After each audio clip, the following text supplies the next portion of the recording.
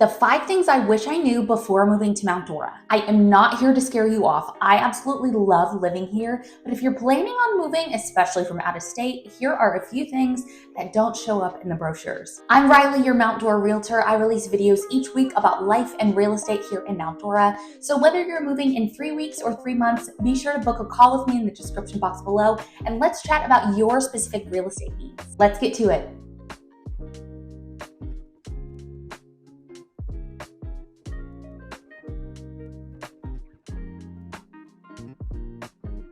We all expect Florida to be warm, right? But Mount Dora's weather is a little bit more nuanced than that, and I wish someone had broken it down for me before I moved here. So yes, it's hot, but the real kicker here is the humidity and how long the warm season actually lasts. It starts to get sticky around May, and it really doesn't let up until late October. By October, even into November, it's still warm, but it's less humid. So think sweaty back, frizzy hair, and afternoon thunderstorms that come out of nowhere, all pretty typical for the majority of the year. And the thing about Mount Dora is that because we're surrounded by lakes, our humidity is worse than areas that are closer to Orlando. There's also a lot of bugs in the area because of our proximity to the water, so that's also something to keep in mind. But once we hit December through about March, it is absolutely beautiful here. Talking averages in the 60s and 70s, sunshine nearly every day, and no snow in sight. So you'll be having coffee outside in January on your front porch,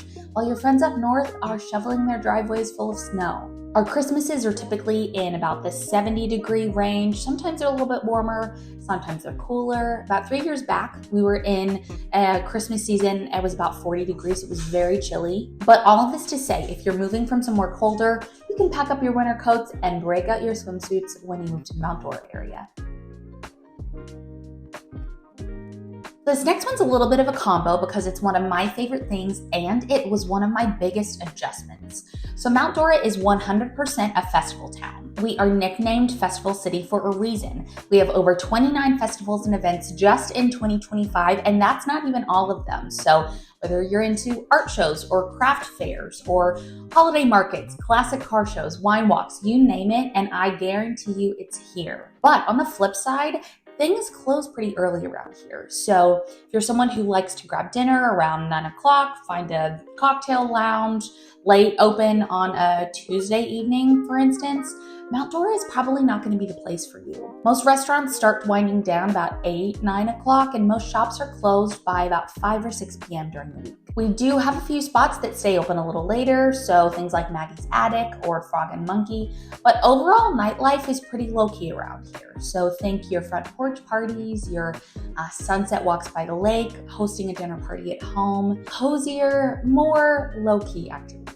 So if you're used to the city life and always having something open, this might feel like a bit of a slowdown, but honestly, I have come to appreciate it. Mount Dora is not about the hustle and the bustle. It's all about the charm, the community, the slow mornings at your favorite coffee shop where they know your name.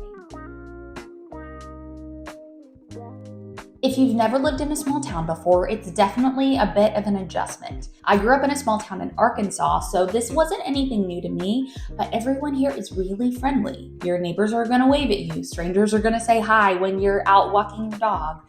People are gonna strike up conversations with you in the grocery store aisle.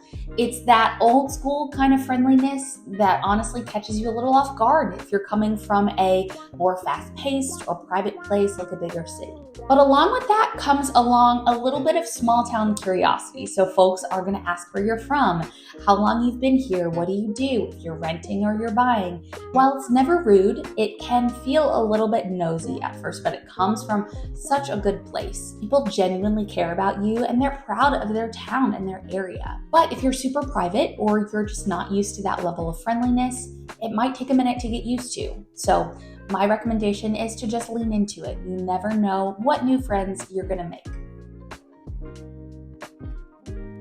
Now, let's talk about something that comes up with every single one of my relocation clients, hurricanes. Yes, we get them. Hurricane season runs from June to November. The most active months in Central Florida are typically September and October. So here's the thing to know about Mount Dora. We are inland. We are not on the coast, so we are not dealing with major storm surge or evacuations like the beach towns do. That is all the hubbub that you see on the news whenever a hurricane comes through.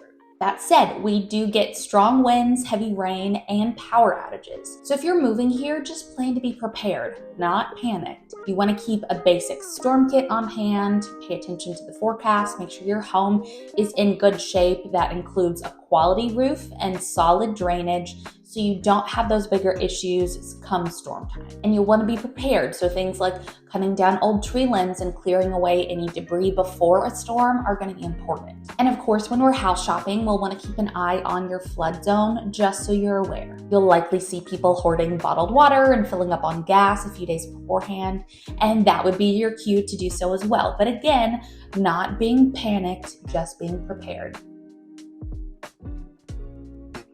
And last but definitely not least, growth. Mount Dora in Central Florida in general is growing very quickly. We are seeing a ton of new communities, restaurants, shops, and schools popping up all around us. And with that comes more traffic, especially during your school drop-off hours in the late afternoons on main roads like 441. Now, don't get me wrong, this is nothing compared to your big city congestion, but for a small town, it's noticeable and it's changing year by year. On the plus side, growth brings more options, more places to eat, new home builds, improved amenities, and better access to services.